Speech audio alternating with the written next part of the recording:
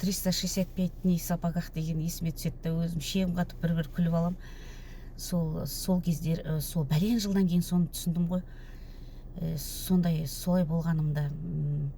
Қостанайда школа милицияның жанында менің бутигім болды. Торговый домда, сол жерде не сұранысқа ие. Ксерокопиясы сұрап келген адамдарға ксерокопия жасай бастадым. Негізі сотовый аксессуарлар саттым. И 3 миллиондай долгым болды менде. Сол 3 миллионды жабу үшін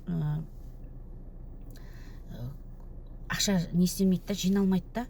Енді мен ол ақшаны бүйтіп салып неге. Сол кезде мен жер үй алғым келген, жерден үй салғым келген. И сонда бәріне жалынам, сендер отыра тұрыңдаршы мына материалға ие болып деп. Сонда жоқ, біз ондай істей алмаймыз деп сөйтеді. Шығып атқан ақшаны жинап, ана 3 миллион жауып тастайым десем, банк айтады, ол кезде ондай не жоқ болды. Сразу 3 миллионды әкеліп жап деді. Былай 300 мыңнан 400 мыңнан жабатын ондай программа болған жоқ ол кезде. И сосын мен не істеймін деп ойладым да, үйді ремонттап бастадым. Сол жердегі 3 бөлмелі үйді ремонттап шықтым.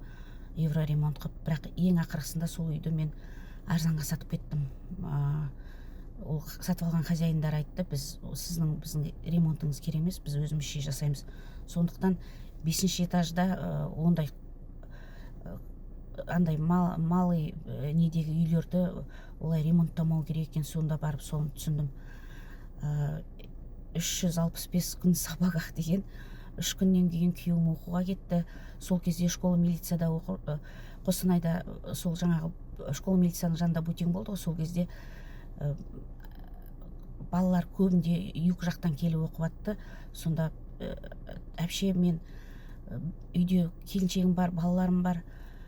Бірақ мен академияда оқып атырмын ғой. Сон түбі енді мен бәрібір жақсы табысқа, жақсы жұмысқа тұрам ғой, сол үшін шыдап жүрмін бәріне деп айтқан кезде, мен не үшін шыдадым екен деп ойладым да.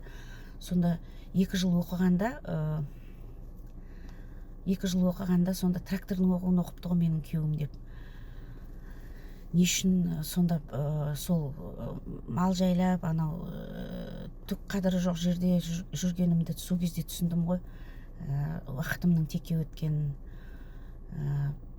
2 жыл сонда очно оқыды. Мен атам енемнің қолында болдым, бірақ бүкіл қара жұмысты істедім. Сол кездегі баққан малдарымның бәрін қазір артынан енісінің қолында қалды ғой. Сол айдаладағы бір қатын жетектеп кетті ғой сол малдарды. Маған лайк басып кетіңіздер.